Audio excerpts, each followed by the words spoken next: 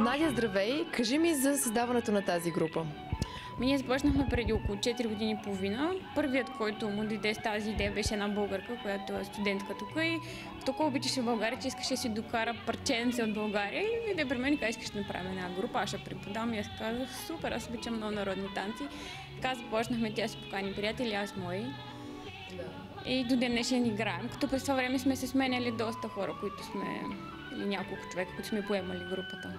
Имаме около 40 и няколко годишни, от време на време имаме танцори, които са над 60 и те предимно се включват на по-бавните танци, но за тях е така, държи ги това много добре, дава им тонус и имаме 70 годишен мъж, който го нямаше, за съжаление, днеска.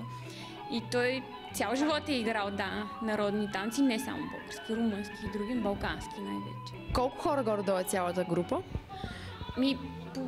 Всеки път различно се събираме по 5, по 8, по 15 до 18 човека сме стигали. Имаме доста ентусиасти, които са редовни. Да речем така, ядрото на групата са 5-6 човека, които са най-редовни. Няколко пъти в годината имаме публични участия, които ние сами си организираме.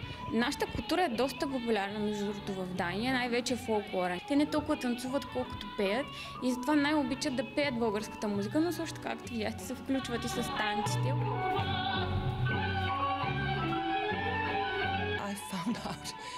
Разбрах за този танцов състав покрай хора, в който пея български народни песни и си казах, след като пея, защо пък и да не се науча и да танцувам. В хората разбрах, че те имат нужда от човек, който да пее с по-нисък тембър, така че реших, че това е точно за мен. Аз чух за хора преди 22 години, аз пея от тогава. Преди това бях чула българския хор Мистерия на българските гласове и бях абсолютно влюбена в звука, в музиката. Научих, че има хор, който изпълнява български народни песни. Бях учудена и така до сега. Вече 22 години в него. Преди 10 години аз също пеех голям хор, който се казваше Усмивка. О, не 10, преди 15 години. След това с други 6 жени се събрахме и направихме малка група, която нарекохме Клас. Пяхме доста време, направихме много църковни концерти в Дания за българи. Само ние, 7-те. След това, може би преди около година, аз се преместих в малък ансамбъл, който се казва Орфей.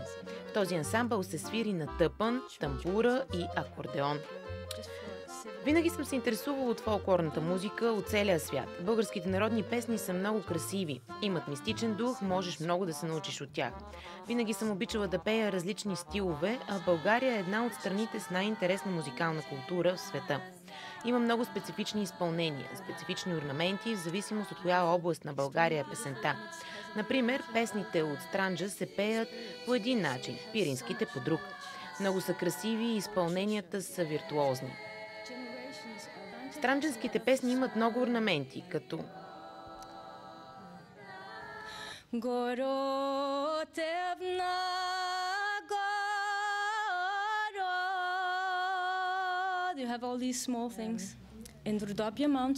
Родопските песни имат много високи гласове.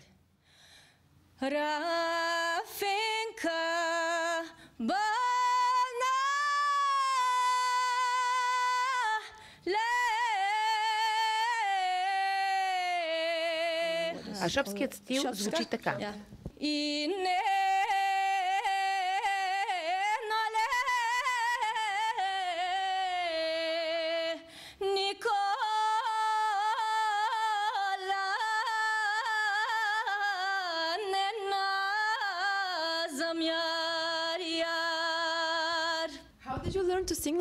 Как се научи да пееш така? Ти имаш предишен опит. Previous experience. Започнах с ансамбъла Усмивка, последствие отидох в музикалната академия в Котел, после се преместих да живея в Бургас. Останах там и взимах частни уроци и така се научих. А разбираш ли думите, които произнесе преди малко? Да, в първата песен става дума за жена, която е влюбена в Никола, но и другата жена също е влюбена в Никола и го иска за себе си. И Рафинка, която е много популярна песен, е тъжна песен за една жена, която е болна и тя пее. Какво трябва да направя в моя живот преди да си отида? Тя е нещастна, защото не е имала деца. И горо е, не съм сигурна, но мисля, че те отиват в гората, за да се крият от турците. Относно българските народни танци, много е забавно, защото скачаш непрекъснато и има неочаквани движения. Този вид танци са изненадващи. Ритмите са неравноделни, обикновено като танцуваш отиваш надолу при първия удар, но след това трябва да вдигнеш веднага нагоре. Малки неща като тези са неочаквани. България има хубава природа, хората са чудесни и мисля, че са много трудолюбиви и умни. В смисъл, стараят се да постигат целите и да успеят. Също така усетих, че хората носят в себе си много щастие. Те сякаш се движат, изглеждат радостни и сякаш никой не може да ги спре. Освен това са много земни и здраво стъпили на земята. Те са много балансирани. Аз съм била в България няколко пъти. На всеки 2 години с хора идваме в България, най-често в Жеравна. Човек от хора има къща там. Също така съм пътувала малко из България. София, Бургас, Варна, Балчик и още няколко места. Впечатляващи, красиви места. Пробвала съм кухнята ви. Шопската салата, мишмаш, обичам го.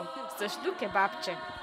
Смятам, че българите са много приятелски настроени. Винаги се чувстваш добре дошъл. Много е приятно.